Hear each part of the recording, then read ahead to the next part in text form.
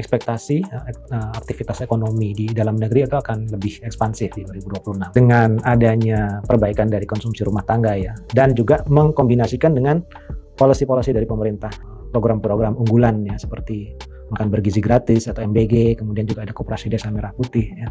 Jadi kita lihat ini konsumsi masyarakat akan meningkat, dan program MBG ini terutama itu kemungkinan akan mendorong konsumsi protein ya, dan sumber protein dari masyarakat Indonesia itu adalah ayam ya. Tapi dari sisi penerimaan ini merupakan suatu hal yang berat sebenarnya ya. At least di tahun 2026 saya rasa penerimaan pemerintah itu masih belum akan mengalami perbaikan secara signifikan.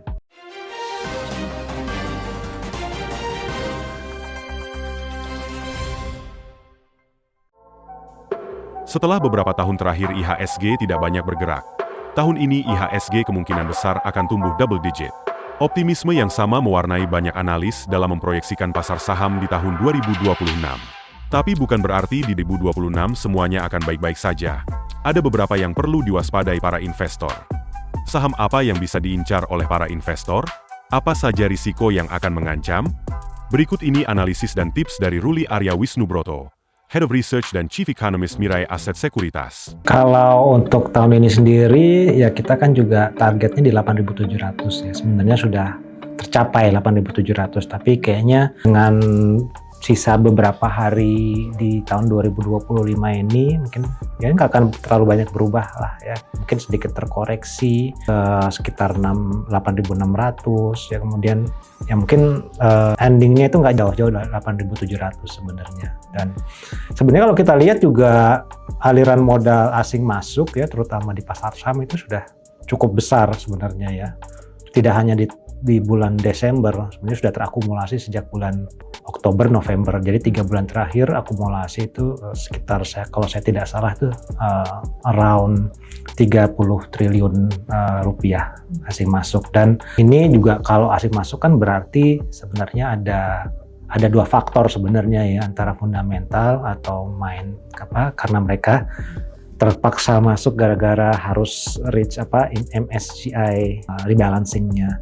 Tapi kalau kita perhatikan saham yang mungkin asingnya sudah agak stabil ya, jadi udah 2 bulan terakhir itu masuk, itu di saham yang termasuk yang fundamental, saham perbankan seperti BCA, BBRI, Bank Mandiri, dan di sektor-sektor lainnya yang juga memang big caps ya, blue chip seperti Astra, Telkom, Indosat, itu juga kita lihat sudah ada kecenderungan asing itu untuk masuk ya. Jadi ini juga pasti kalau menurut kita didorong oleh adanya ekspektasi dari ekonomi, karena kalau kita berbicara mengenai pasar saham itu kan biasa lebih dipengaruhi oleh ekspektasi growth ya. Kalau ekspektasi growth di tahun 2026 lebih baik, mereka juga melihat potensi return di pasar saham itu akan lebih bagus juga ya, karena otomatis kalau perekonomian membaik, maka dari sisi company performance-nya juga pasti baik dari revenue maupun dari net profit-nya juga akan meningkat ya 2026 dibandingkan dengan di tahun 2025. 2026 ya kalau kita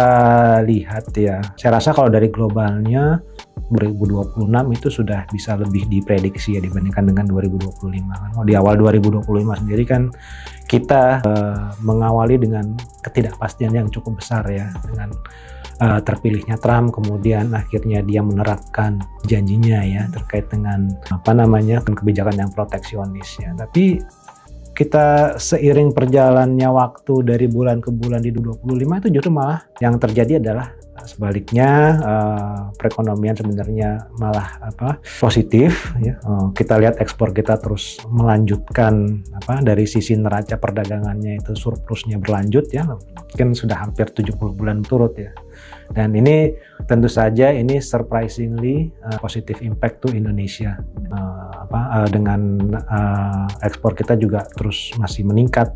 Kemudian juga keduanya kalau dari sisi aktivitas perdagangan itu baik ekspor impor itu keduanya meningkat sebenarnya. Cuman memang ekspornya itu peningkatnya lebih signifikan dibandingkan dengan impor. Ini tandanya kalau dari sisi globalnya demand-nya bagus, domestiknya juga demand-nya ada improvement. Dan kalau kita lihat ya, yang kita bisa lihat dari sisi positifnya, impor kita tuh banyak didominasi oleh bahan baku ya, barang modal kerja ya. Ini artinya Saya rasa ke depan ini ada ekspektasi aktivitas ekonomi di dalam negeri itu akan lebih ekspansif di 26 ya. Dengan kita ekspektasi pertumbuhan GDP-nya itu 5,3% ya tahun 2026 dibandingkan dengan di tahun 2025 kita expect masih 5-5,1%, sehingga kita expect di tahun 2026 nanti IHSG di 10.500. Namun dari sisi resikonya, ini kebetulan kan kita sedang dilanda bencana ya, yang dialami oleh 3 provinsi, Aceh, Sumatera Utara, dan Sumatera Barat. Sepertinya ini akan sedikit men-drag down dari sisi GDP khusus untuk di kuartal 4 2025. Dan kalau kita estimasi yang awalnya kita expect bisa ke 5,1% untuk full year 2025. Tapi dengan adanya bencana ini, itu mungkin bisa sedikit di bawah ya, tapi at least masih di kisaran 5% atau lebih ya. Jadi di tahun 2026 nanti ya kita harapkan penanganannya itu sudah lebih baik lah ya. Jadi provinsi-provinsi, kabupaten-kabupaten, ya, kota-kota yang terdampak ini akan segera bisa ditangani oleh pemerintah. Ya. Jadi kita bisa start di Januari itu dengan optimisme lah. Jadi memang optimisme ini sangat ditentukan sendiri oleh kebijakan dari pemerintah. Ya. Jadi penanganan bencana ini kalau dilaksanakan atau diatasi dengan baik, ya ini tentu saja bisa mendorong optimisme yang lebih besar ya, di tahun 2026. Startnya memang karena banjir ini terjadinya menjelang akhir tahun ya, jadi ada kemungkinannya kalau kita lihat dari sisi resikonya agak sedikit tersendat lah di awal tahun 2026 ini. Mungkin kita pernah mengalami ketika bencana tsunami di Aceh itu kan terjadinya di akhir-akhir tahun, kalau saya tidak salah itu 2004 ya. Nah ini juga di 2005-nya ya kita juga sebenarnya kinerja ekonominya juga lumayan bagus kan sebenarnya. Jadi ya, penanganan ini menjadi salah satu yang bisa memberikan opportunity apabila ditangani dengan baik.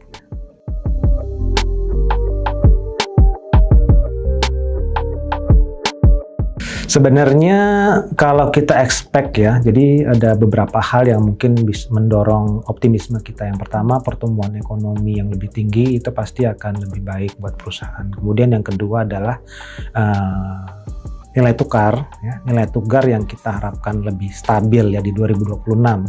Kalau kita expect sih 2026 nanti itu rupiah terhadap dolar itu di kisaran mungkin 16.500 ya, lebih terapresiasi dibandingkan dengan di tahun 2025, dengan asumsi bahwa The Fed masih memiliki ruang untuk menurunkan suku bunga, apalagi nanti di 2026 ada pergantian dari kepemimpinan di Federal Reserve ya.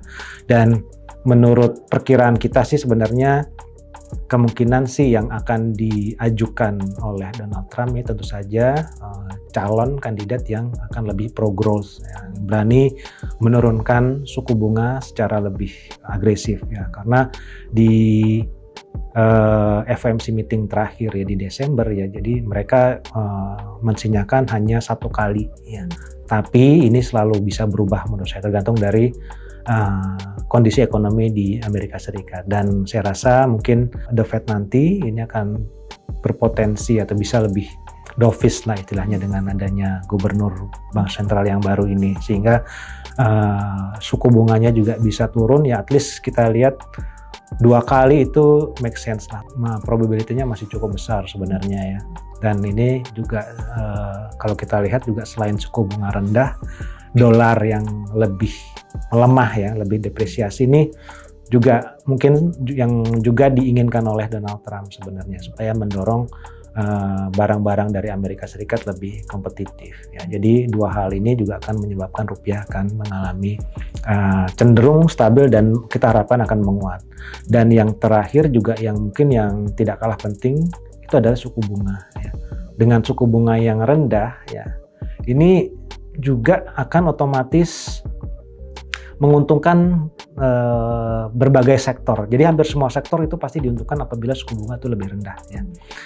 Kalau kita lihat pertumbuhan ekonomi berdasarkan komponen-komponen, konsumsi rumah tangga akan lebih baik. Semua komponen kita perkirakan lebih baik, termasuk konsumsi rumah tangga, investasi, government spending, dan net ekspornya juga akan lebih baik dibandingkan dengan di tahun 2025 ini. Cuman memang yang kalau menurut kita yang agak mungkin sedikit agak menjadi beresiko itu sebenarnya memang dari sisi net export ya.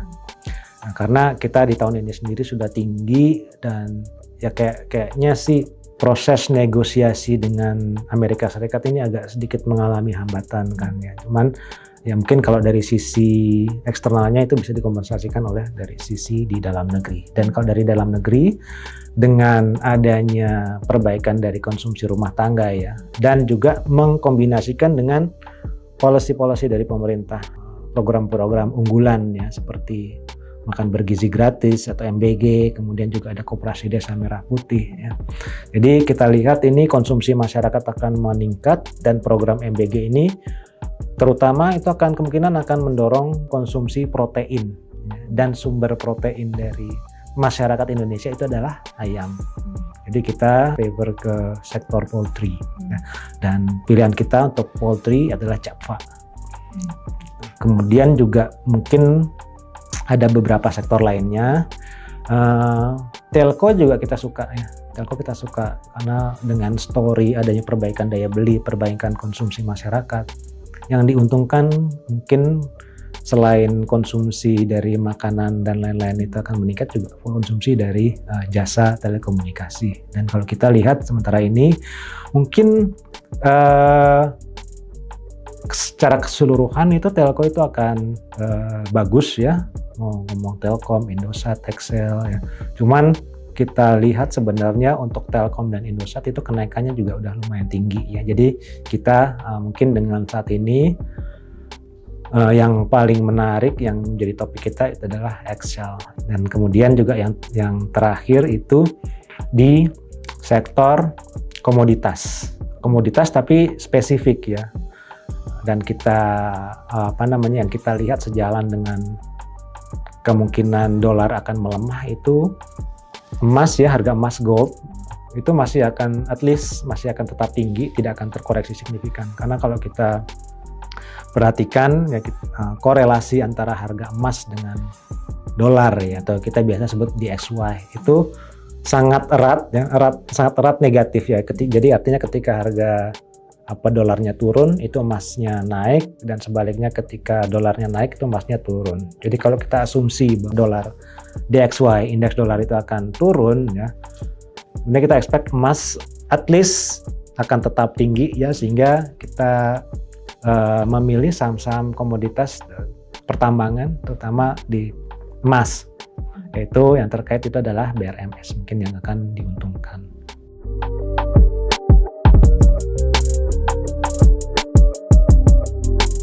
Kalau kita lihat sebenarnya kayaknya dengan story ya bahwa pertumbuhan itu akan lebih tinggi, itu memang untuk 2026 kita lihat saham itu sebenarnya lebih menarik dibandingkan dengan obligasi ya. Dan sepertinya juga kayaknya sekarang juga masih dengan adanya pergantian dari Menteri Keuangan itu menjadi salah satu hal yang agak mungkin masih berhati-hatilah, apalagi dari asing ya. Dari saat ini sendiri sebenarnya secara proporsi kepemilikan asing di SBN ya dibandingkan dengan total outstanding itu sedang dalam posisi yang terendah-rendahnya, itu sekitar 13,3% terhadap total outstanding ya.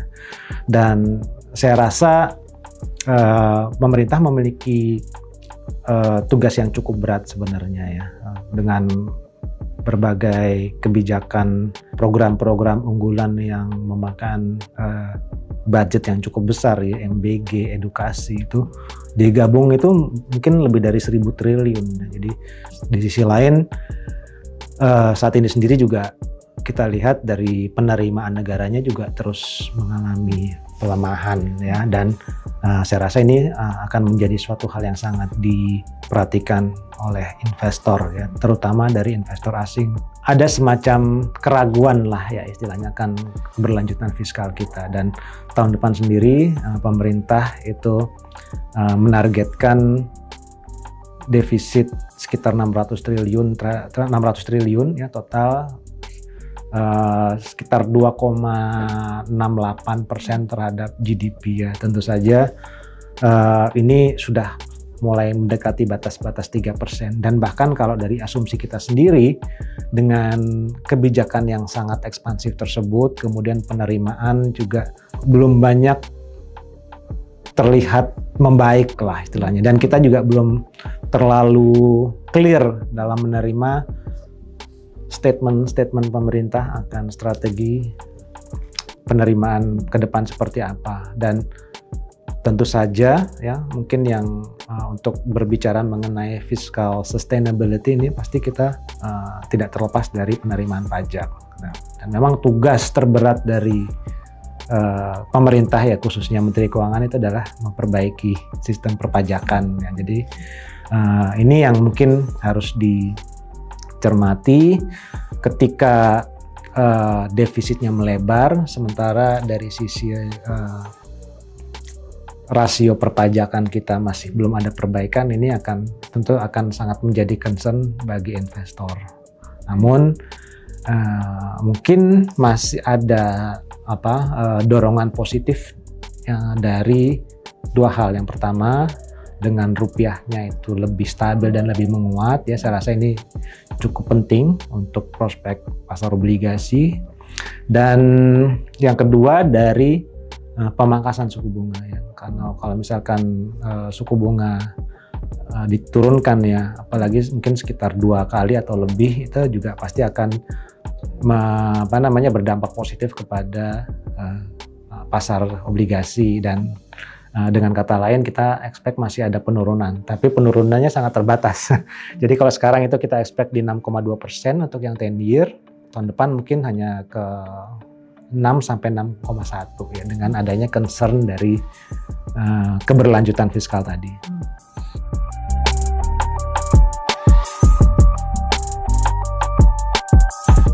Kalau saya lihat sebenarnya ada kekhawatiran ya karena ya kembali lagi dari rating yang diberikan ya oleh lembaga internasional pasti sangat mencermati dari sisi penerimaan dan alokasi belanja pemerintah itu disalurkan kemana aja. Tapi dari sisi penerimaan ya saya sampaikan tadi.